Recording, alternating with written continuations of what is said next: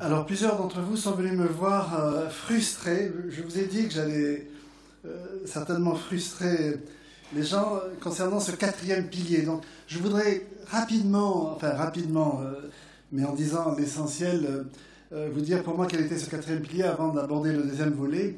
Pour moi, c'est la famille comme lieu d'apprentissage du pardon. Et c'est une banalité de le dire, mais le pardon... Alors quand je parle du pardon, c'est cette capacité de demander pardon, cette capacité d'offrir son pardon, et cette capacité ensemble, en tant que couple, en tant que famille, de recevoir le pardon de Dieu, est la clé de la durabilité du couple, la clé de la pérennité du couple, parce qu'on ne vit pas ensemble sans blessure. La famille, c'est aussi le lieu de mise en commun des imperfections de chacun. On ne vit pas sous le même toit, dans la même maison, sans risquer de faire souffrir les autres ou de souffrir soi-même à cause des autres. Et la famille, et Dieu l'a voulu ainsi, c'est le lieu où l'on va apprendre ensemble à surmonter les difficultés. Et c'est d'autant plus vrai qu'il y a des adolescents qui sont vraiment difficiles et qu'il y a des parents qui sont franchement insupportables. Et c'est un travail de longue haleine que de vivre ensemble qui fera dire à l'apôtre Paul, alors pas seulement pour les églises mais également pour les familles, supportez-vous les uns les autres, faites-vous grâce réciproquement. Et si quelqu'un a à se plaindre d'un autre, comme le Christ vous a pardonné, vous aussi faites de même. Voilà, c'est aussi simple à dire que cela. Et dans le travail de relation d'aide que nous faisons, d'accompagnement des personnes en souffrance, on est confronté parfois à des situations familiales où les griefs sont vraiment fondés, où les dossiers qu'il y a entre parents et enfants, enfants et parents, sont vraiment des dossiers lourds. Et que le travail de pardon va être un travail très lent, très long. Et quand nous parlons du pardon dans nos séminaires, c'est un sujet qu'on traite en 3-4 jours. Il y a 9 étapes que je ne vais pas lister là, mais c'est vraiment un thème central aujourd'hui et un des thèmes que je traite le plus dans les conférences ou les séminaires dans lesquels on m'invite. Et quand on prend cette démarche globale de pardon, au final, le traitement que Dieu nous offre pour la gestion de toutes ces imperfections que nous partageons, c'est ce choix d'aimer à nouveau. Ce choix d'aimer à nouveau. Ce choix de stopper les sentiments d'amertume, les sentiments d'agressivité. Ce choix qui nous est invité à faire de réouvrir notre cœur à l'autre. Si je pouvais vraiment dire en quoi consiste le pardon, c'est vraiment le choix de faire ces 3 choses. Choix d'aimer à nouveau, choix de stopper ces sentiments d'amertume et d'agressivité, choix de réouvrir son cœur à l'autre. Et un exemple dans la Bible est très frappant pour nous décrire ce processus-là, c'est dans l'histoire de la famille de Joseph. Joseph, qui était mouchard, qui était ambitieux, qui rapportait à son père Jacob tous les propos de ses frères, demandait à la fratrie comment on vit cette situation où un des enfants rapporte aux parents tout ce que font les autres. Mais ce petit mouchard ambitieux, la Bible nous dit que Jacob l'aimait plus que tous les autres enfants. Favoritisme. Parce qu'il était pour lui le fils de sa vieillesse. Il lui avait fait une tunique multicolore, nous dit Genèse 37.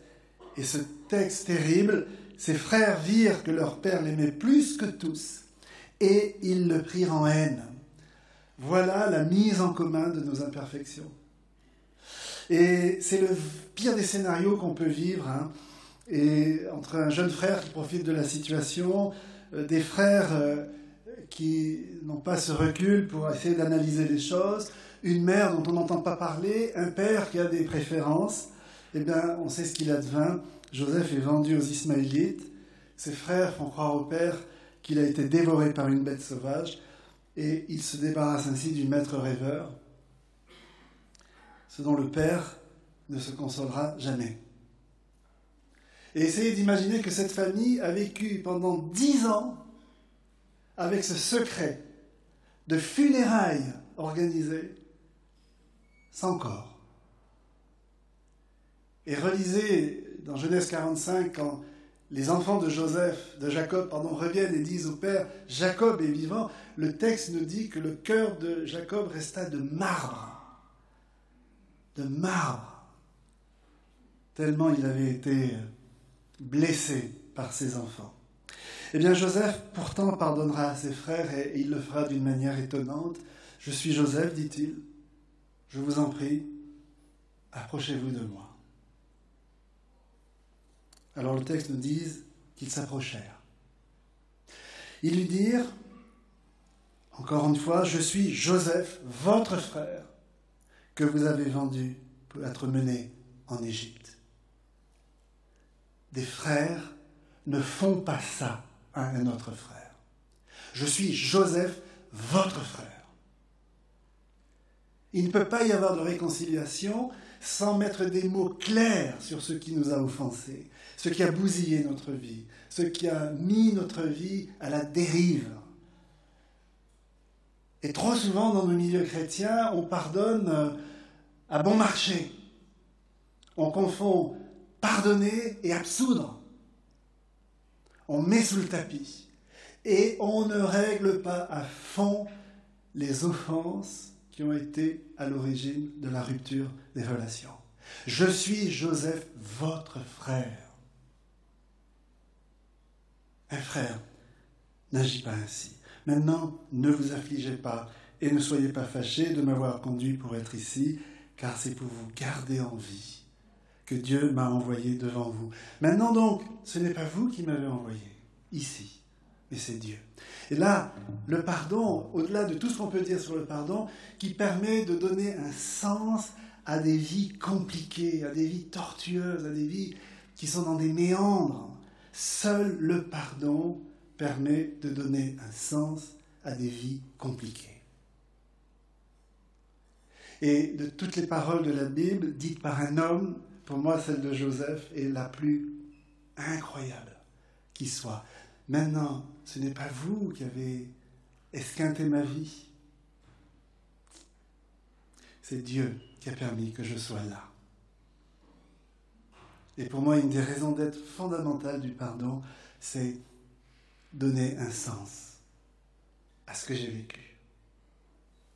Et Joseph a vraiment compris le sens du pardon. Il évite le piège d'une réconciliation à bon marché où on renoue les relations sans traiter les problèmes de fond qui les ont brisés.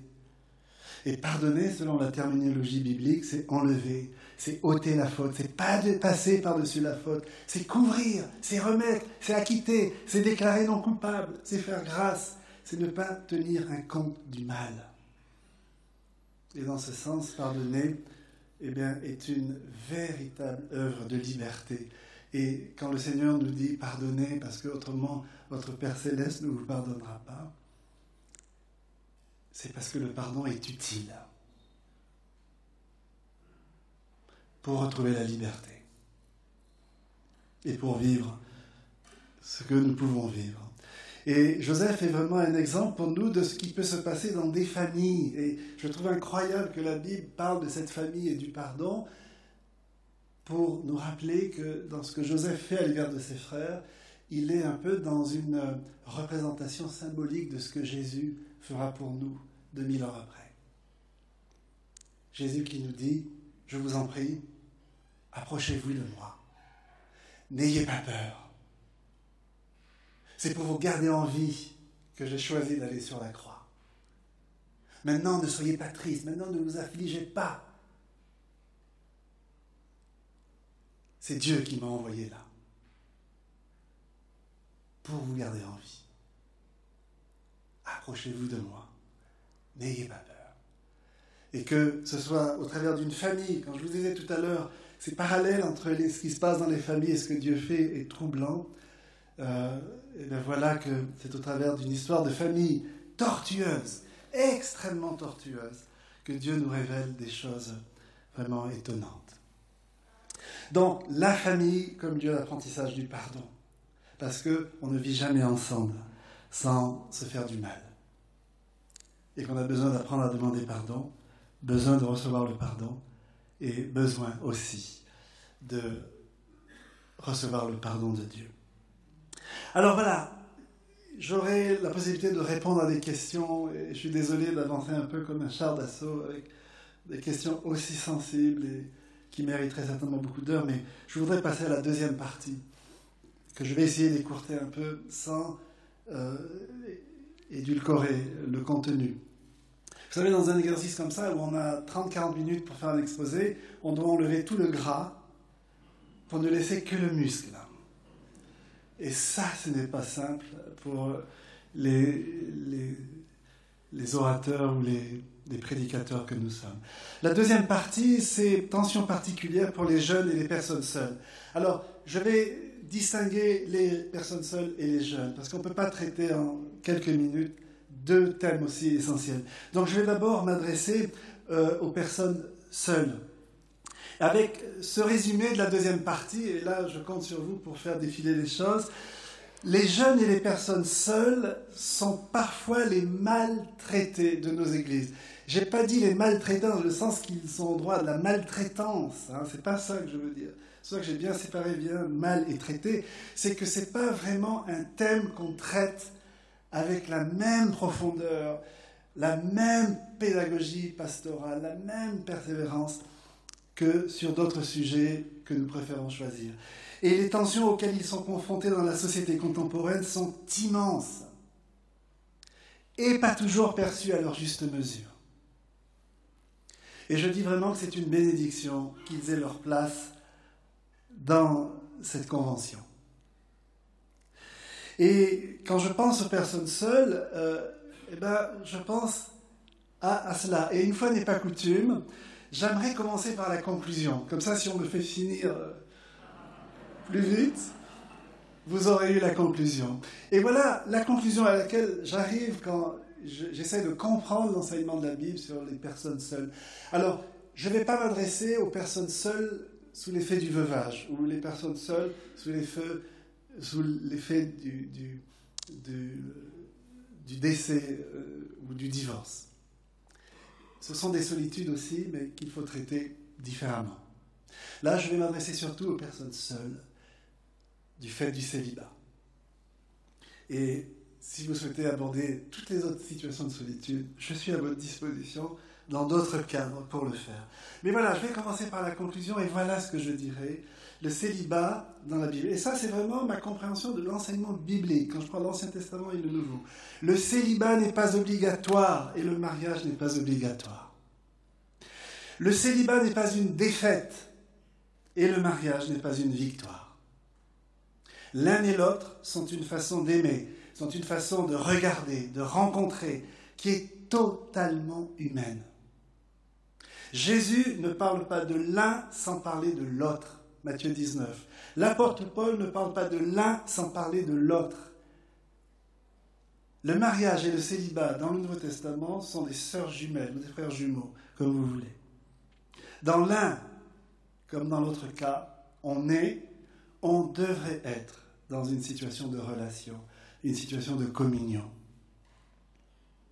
Le célibat est pour certains une situation de fête, et ce sera un long chemin de liberté que de passer de la constatation plus ou moins douloureuse à l'accueil.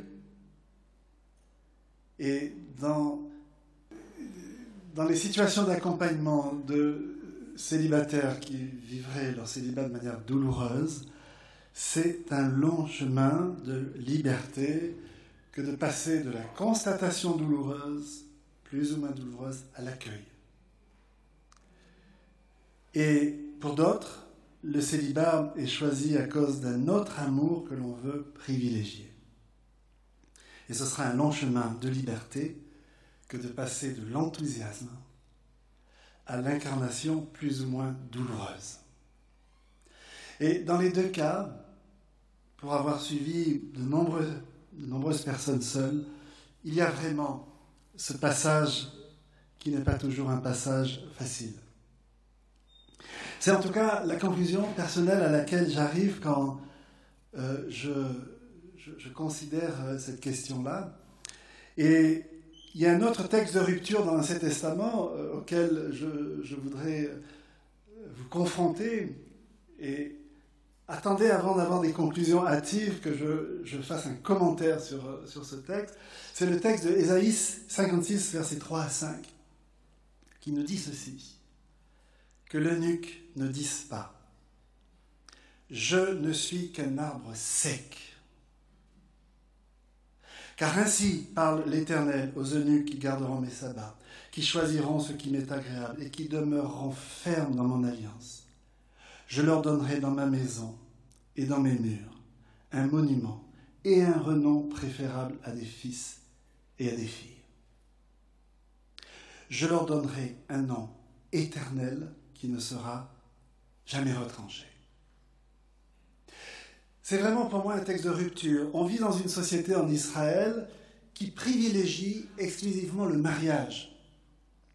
Parce que le mariage, c'est la conséquence de la bénédiction d'Abraham d'une postérité innombrable. Le mariage est le seul lieu où on peut avoir des enfants et conduire maillon par maillon au Messie attendu. Donc, il y a presque une obligation de mariage en Israël. C'était pas optionnel. Et voilà que dans une société marquée profondément par cette pensée-là, Dieu fait une rupture. Que l'eunuque ne dise pas « Je ne suis qu'un arbre sec ». Que la personne non mariée ne dise pas « Je ne suis qu'un arbre sec ». Que dans l'Église, on ne regarde pas les personnes seules comme des arbres secs. Et d'expérience, je veux vous dire que la plus grande difficulté des personnes seules dans nos églises, c'est le visage et le regard que les gens mariés portent sur les personnes seules. Et là, en tant que chrétien, on a vraiment un travail sérieux à faire. Et alors, ce texte est une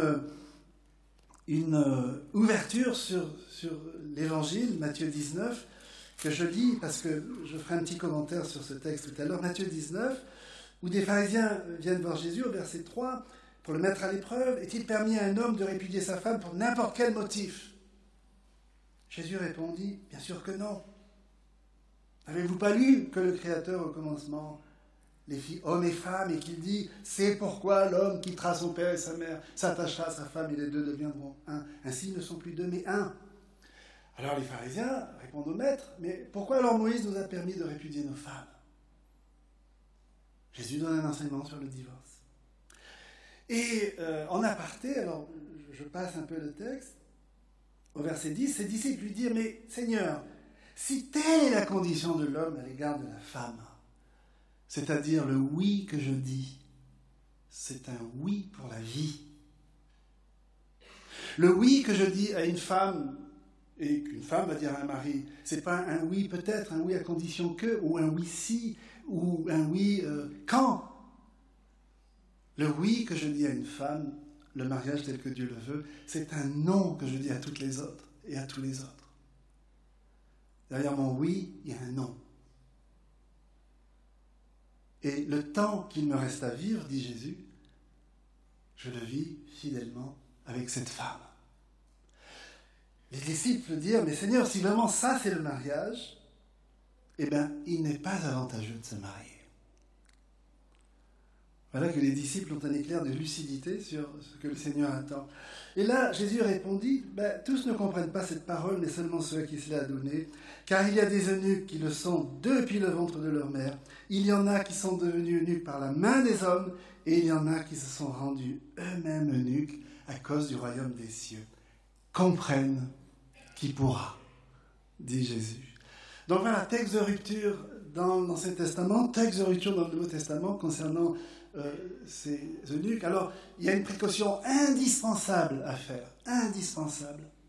Les eunuques dont la Bible parle ne sont pas les célibataires d'aujourd'hui.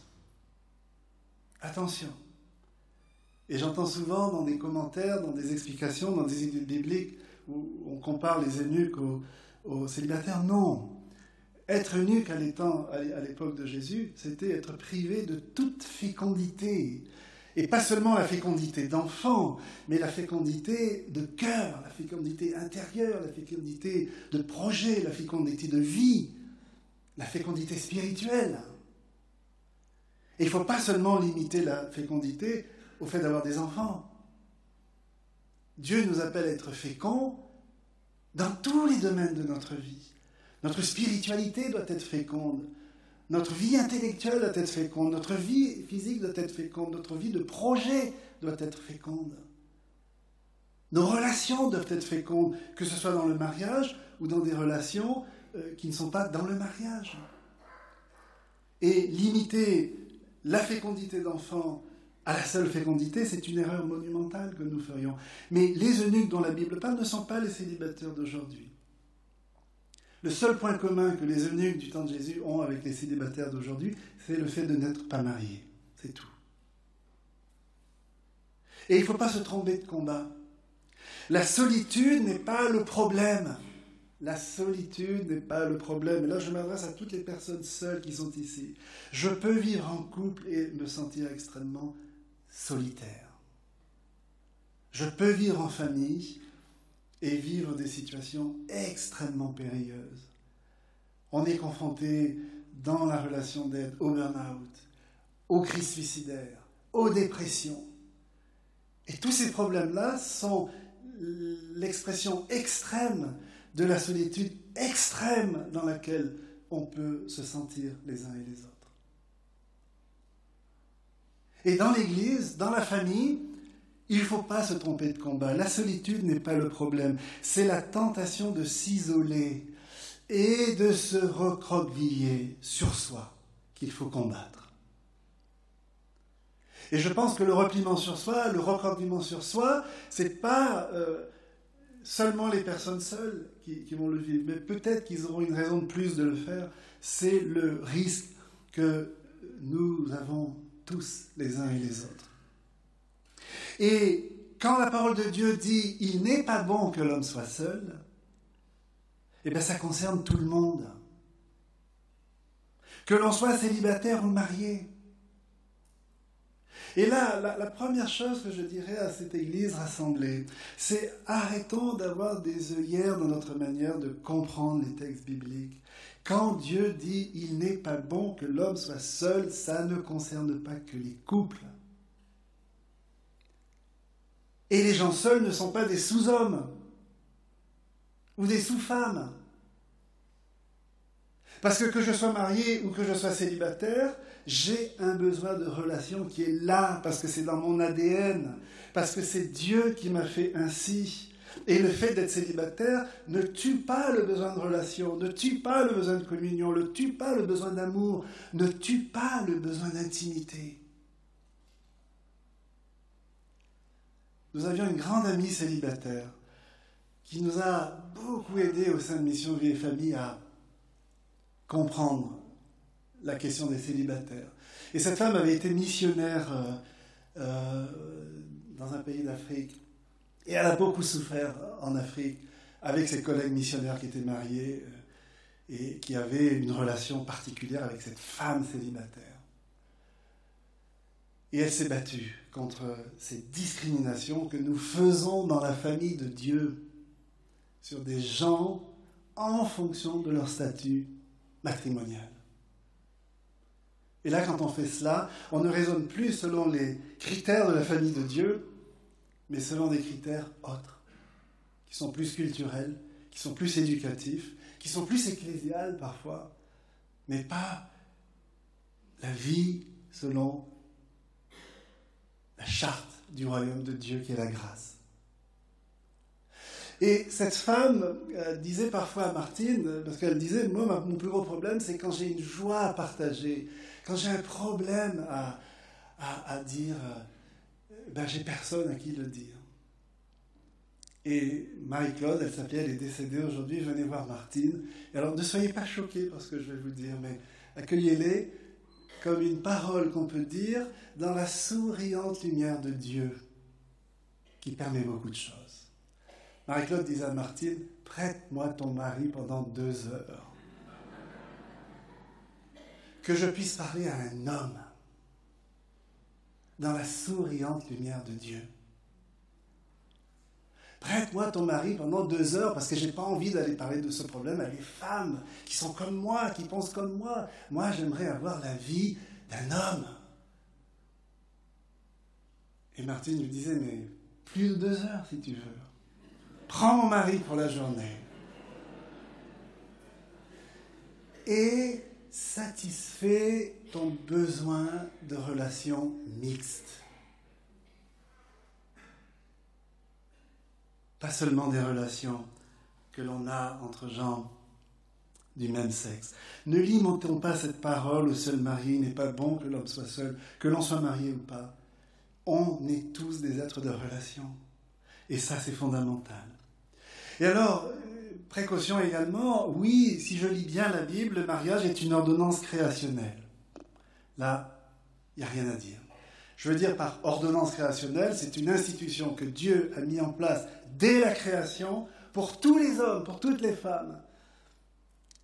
Que l'on soit chrétien ou pas, que l'on soit belge ou français, que l'on soit africain ou américain, que l'on vive dans le milieu de la savane au Burkina Faso ou que l'on vive à Mons ici en Belgique, le mariage est une ordonnance créationnelle. C'est cadeau que Dieu a offert à l'homme. Un cadeau qui ne dépend pas de la grâce, qui est un cadeau qui dépend de ce que les théologiens appellent la grâce commune. Le fait que Dieu fasse pleuvoir sur les gentils et sur les méchants. Eh bien, le mariage, c'est le cadeau de Dieu pour sa création. Et dans ce contexte général du mariage comme ordonnance créationnelle, le célibat peut être notre lot. Jésus a été célibataire. Et là, chère personne seule, vous avez un grand maître. Jésus aurait pu se marier.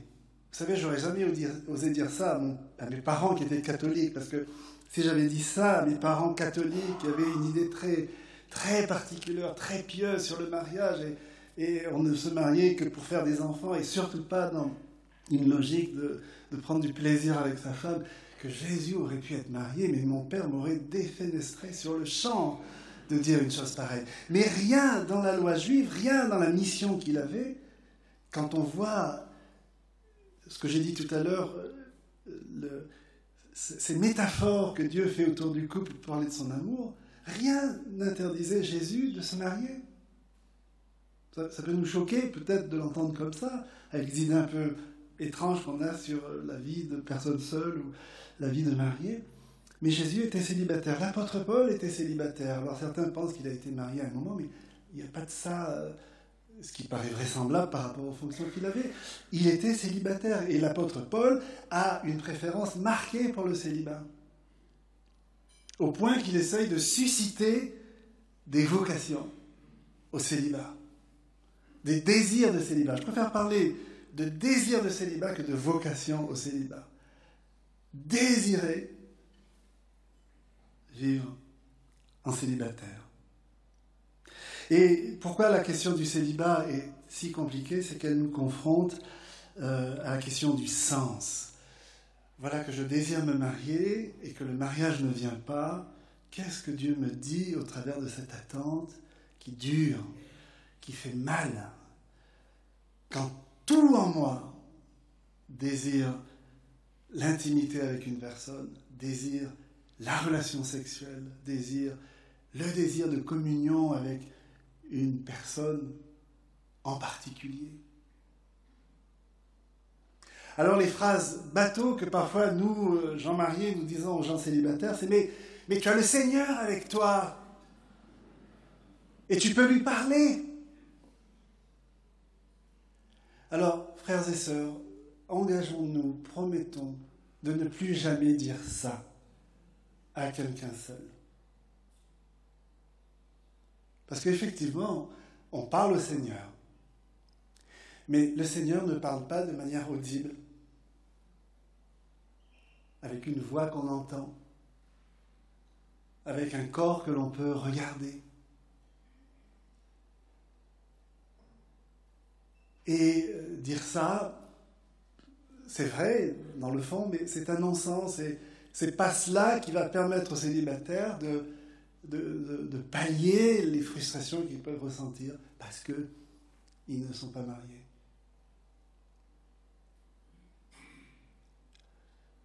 Et il y a des phrases comme ça qu'on dit qui sont terribles dans ce qu'elles suggèrent, dans ce qu'elles annoncent, dans les menaces qu'elles font peser sur nous.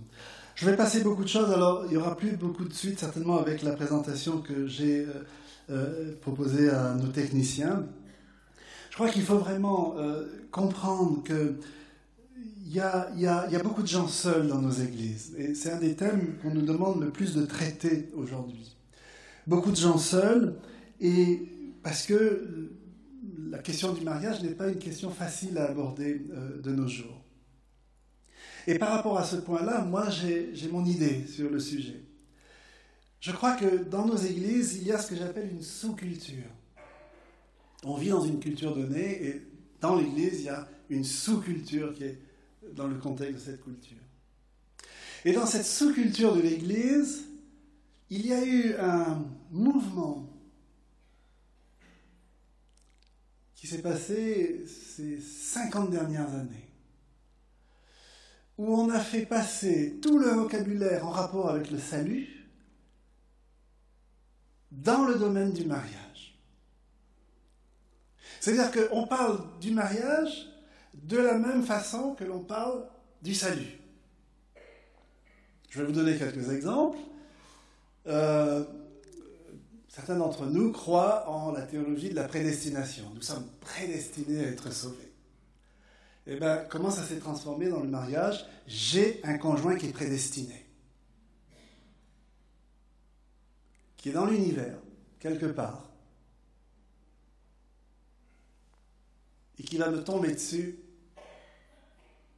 comme la pluie tombe sur la terre quand les nuages sont pleins.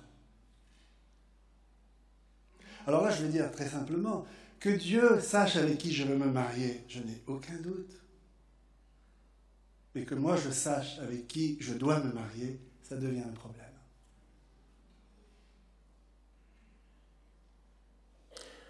Dieu sait quand je vais mourir. Est-ce que je le sais? Je n'ai pas besoin de le savoir. Et voilà, l'idée de conjoint prédestiné fait peser sur l'épaule des gens seuls un fardeau qui fait que tout d'un coup, on n'est pas assez élevé, on n'est pas assez bien, on n'est pas assez. Il y a tellement de choses et de critères qu'on met que finalement, plus personne n'est en mesure d'être choisi comme quelqu'un que Dieu veut que je choisisse. Parce que regardez tous les mariages dont la Bible parle.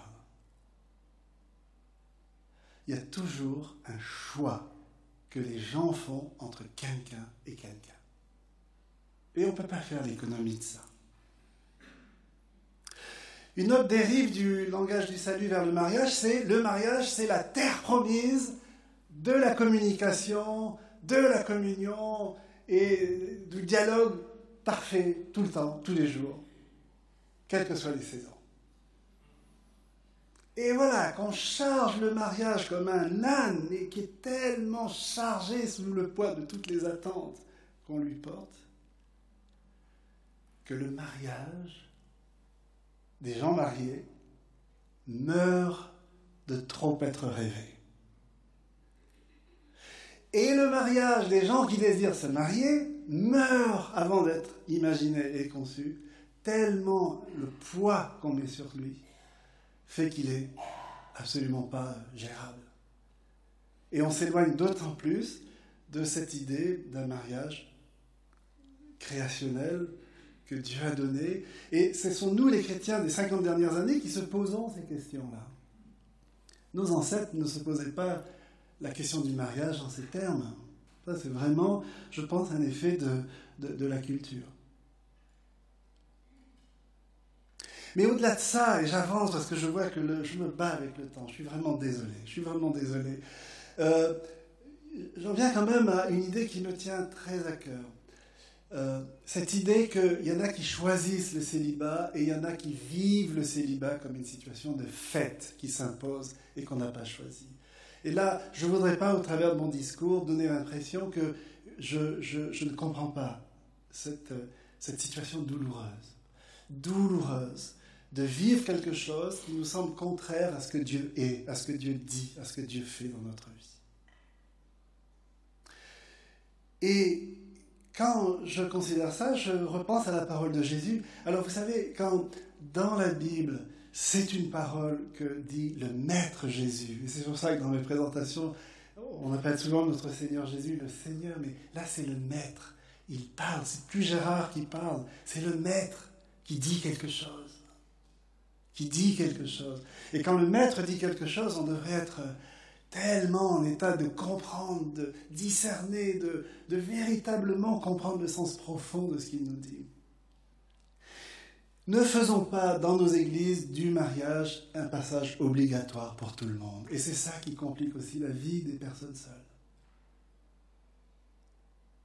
Et j'aime beaucoup la manière dont Jésus renvoie dos à dos les gens mariés et les gens seuls. Qu'est-ce qu'il dit ? Quel est le problème des disciples ?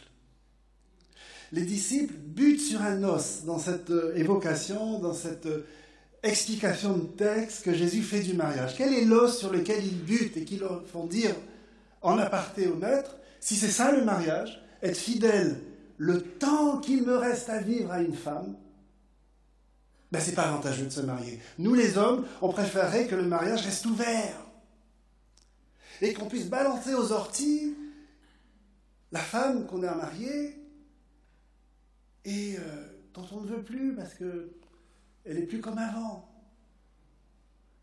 Et on voudrait pouvoir la balancer aux orties pour pouvoir prendre en mariage la petite voisine, là, incroyablement belle.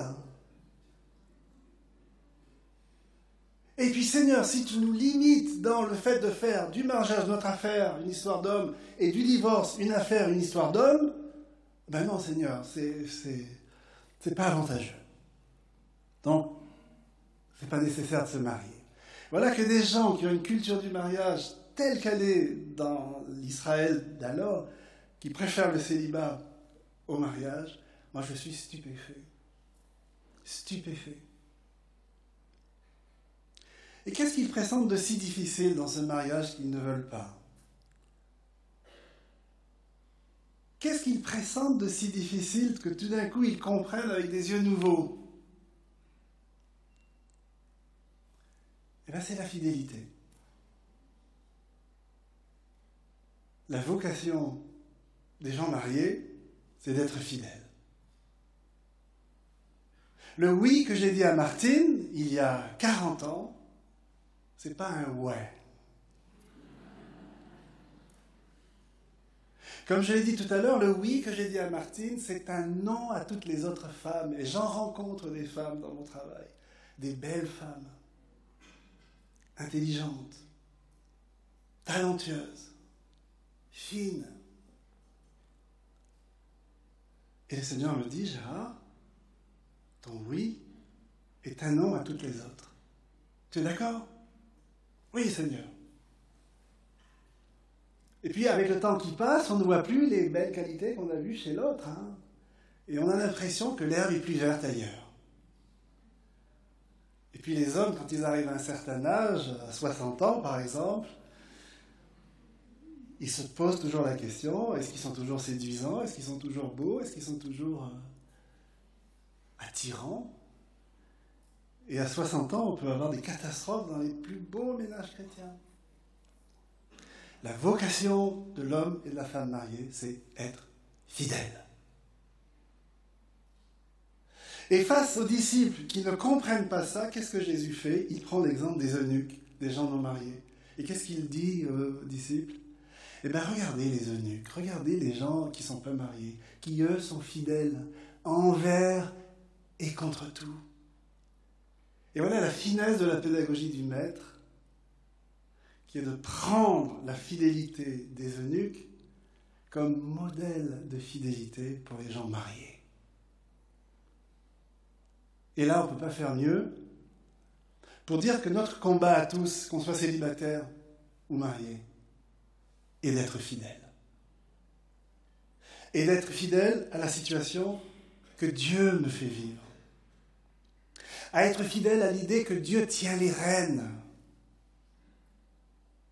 À être fidèle à l'idée que Dieu se réjouit quand je suis un homme debout, une femme debout, qui assume, qui accepte, qui se soumet sans se résigner. Et Dieu se réjouit quand nous faisons de notre vie le terreau du oui nécessaire que Dieu attend, du choix de la situation dans laquelle je suis pour pouvoir vivre l'étape suivante. Et comme exemple de fidélité, c'est les personnes seules. Donc, chers gens mariés, regardez les personnes seules.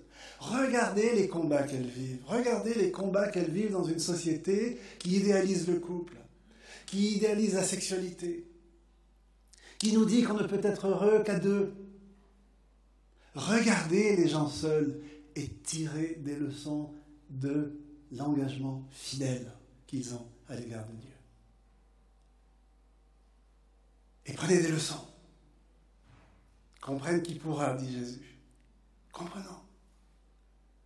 Et vous, les personnes seules, regardez les gens mariés. Ils sont aussi confrontés à des combats. Ils sont aussi confrontés à cet engagement incroyable qu'ils ont pris il y a 5, 10, 15, 20, 40 ans, d'être fidèles à une femme, à un homme. Le oui que je te dis est un non à toutes les autres, n'est pas un ouais. Et malgré toutes les sollicitations de la société dans laquelle je vis fidèlement à celui que j'ai choisi.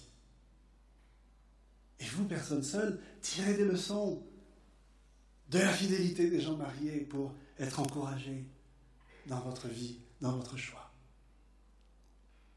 Et il me semble que c'est comme ça que dans l'Église, on devrait faire.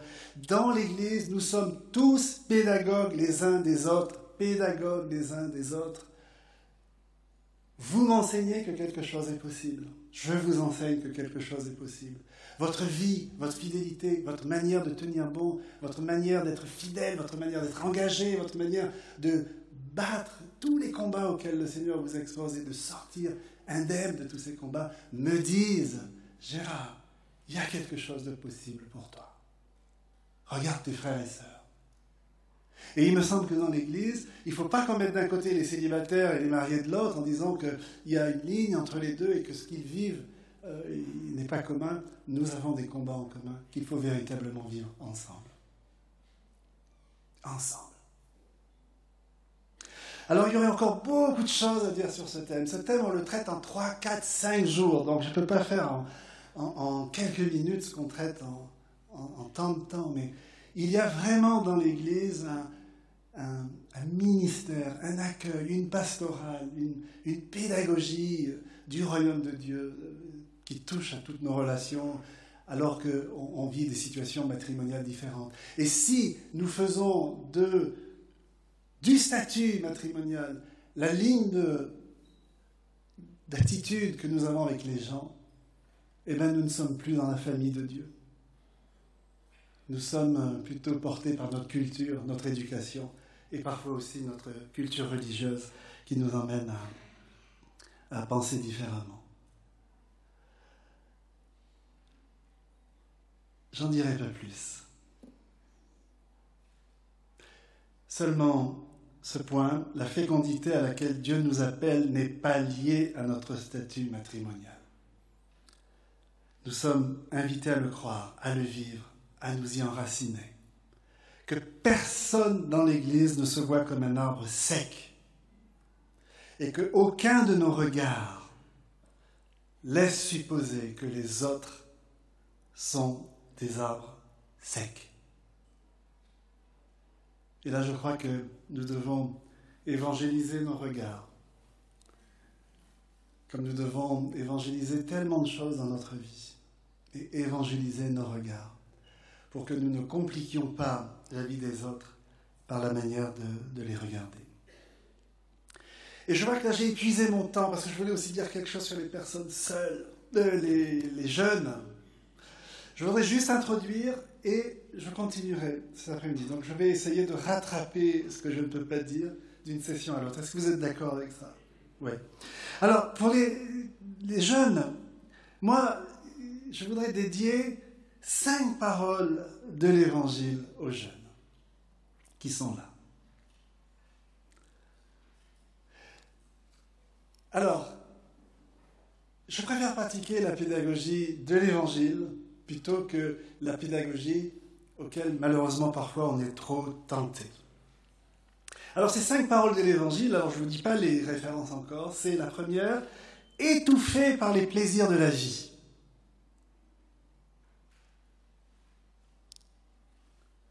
C'est page 47 de ma présentation. Deuxième parole, réjouis-toi. Réjouis-toi. Et ce n'est pas Gérard Wao qui le dit, c'est Dieu qui le dit. La troisième parole, c'est car tout vous appartient.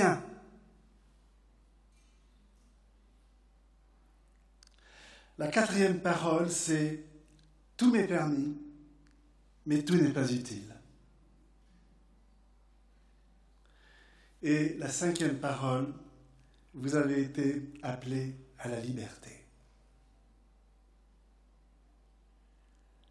Alors très souvent, on attend d'un orateur, quand il fait une conférence comme ça pour les jeunes, c'est d'abord de parler des relations sexuelles. Et pour dire aux jeunes, eh bien oui, la Bible dit que le seul lieu où on puisse avoir des relations sexuelles, c'est le mariage. Je l'enseigne. Je l'enseigne. Il y a souvent des jeunes qui viennent me voir et qui me disent « Gérard, tu as l'air d'être quelqu'un de vraiment sympathique. Est-ce que c'est vrai que la Bible dit qu'on ne peut pas avoir de relations sexuelles hors mariage ?» Et là, je leur réponds, je dis « Écoutez, ça me serait beaucoup plus simple de vous dire « Vous pouvez avoir des relations sexuelles. » Moins compliqué à défendre pédagogiquement. Mais ma fidélité à l'Écriture ne me permet pas de dire ça. Oui, la Bible dit qu'on ne peut pas avoir de relations sexuelles avant le mariage. Mais une fois qu'on a dit ça, eh ben, le plus grand fardeau que nous avons, nous, les adultes, les formateurs, les prédicateurs, eh ben, c'est de faire de la pédagogie autour de cette pensée incroyable de Dieu. Pourquoi Dieu veut-il ça? Et la réponse n'est pas aussi simple et aussi évidente qu'on voudrait bien le croire. Et si je n'ai pas le temps de faire de la pédagogie sur ça, ben, je préfère ne pas en parler parce que on dit des choses parfois et puis on ne mesure pas la portée de ce qu'on dit dans les vies dans lesquelles ça atterrit. Donc moi je préfère prendre un peu le problème ailleurs, enfin, dans une autre perspective, et proposer ces 5 paroles que je vous dédie, chers jeunes non mariés, qui parfois trouvaient compliqué dans la société dans laquelle on vit. Et je vais juste m'arrêter sur le premier point, les plaisirs de la vie. C'est Luc 8, verset 14 qui en parle. C'est Jésus qui commente, qui explique sa parabole du semeur et qui dit, voilà, ce qui est tombé parmi les épines, ce sont ceux qui, après avoir entendu la parole, sont étouffés en cours de route par les inquiétudes, les richesses et les plaisirs de la vie. Étouffés par les plaisirs de la vie. Et ces gens qui sont étouffés dans cette parole qu'ils ont reçue ne donnent pas de fruits mûrs. Et oui, ce sont les priorités que nous avons qui dictent nos choix. Ce sont les comportements que nous avons aujourd'hui qui conditionnent notre avenir. Mais c'est aussi l'idée que l'on a de l'avenir qui va nous permettre de vivre d'une manière différente aujourd'hui, dans le présent. Et c'est vrai que sous le poids des inquiétudes, des richesses et des plaisirs de la vie, auxquels les jeunes sont parfois si exposés, eh bien notre foi peut dériver lentement. notre foi peut régresser et notre foi n'amène rien à maturité.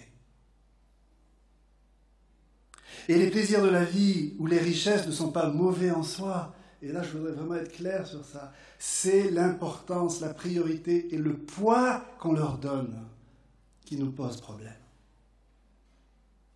Et là, j'aimerais juste, voilà, page 49, vous donner cette pensée, et je continuerai tout à l'heure.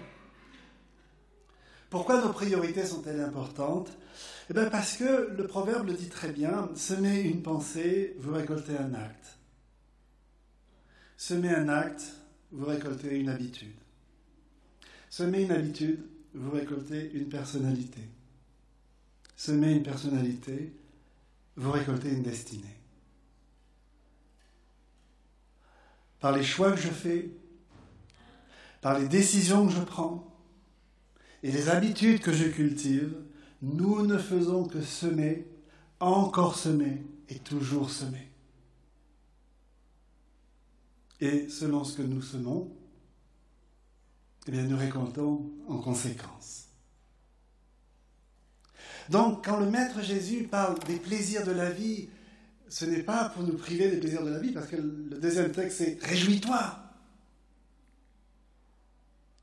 C'est « Attention, l'abus est toujours dommageable dans nos vies. Le manque de limites dans les choix que nous faisons est toujours dommageable, et on le paye comptant un jour ou l'autre. Et le Maître Jésus nous dit « Où sont tes priorités ? Et comment tu vas cultiver ces priorités ? Comment tu vas entretenir dans ta vie ces priorités ? Qu'est-ce que tu vas semer ? Où est-ce que tu vas semer ? Comment tu vas semer ? Et là, vous voyez qu'on dépasse largement la question des relations sexuelles avant le mariage. Ça va beaucoup plus loin. Vous savez, ça me fait penser, j'arrête là, à l'entretien que Jésus a avec cette femme adultère dans Jean 8. Vous vous rappelez cette femme qui est prise en flagrant délit d'adultère. Et les pharisiens qui veulent piéger le maître n'emmènent que la femme, laissent partir l'homme. Et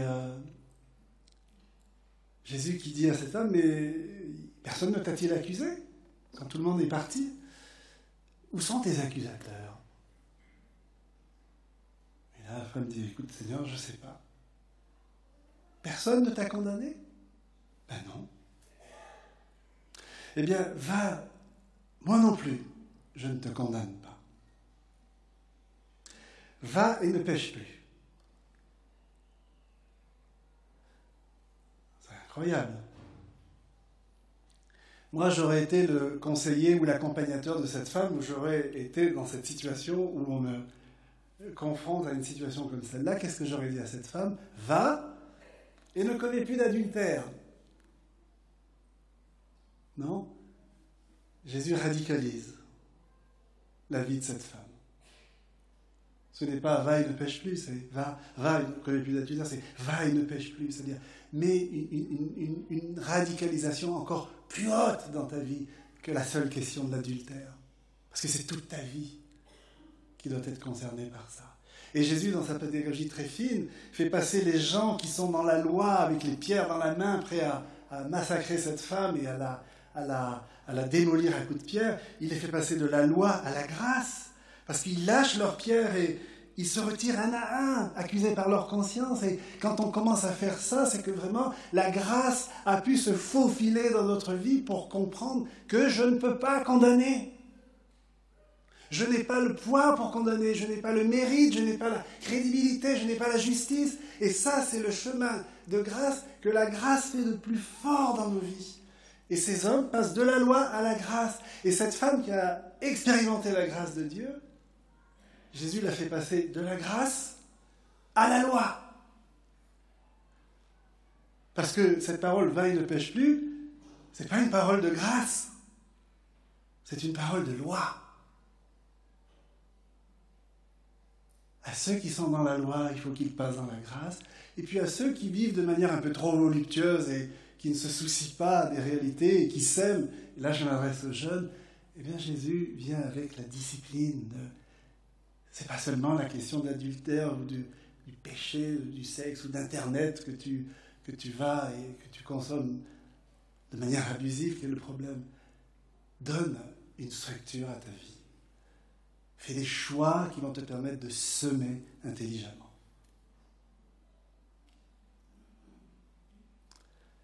Et j'ai encore 4 paroles à vous commenter. Mais par respect pour les cuisiniers, on va s'arrêter maintenant. Merci.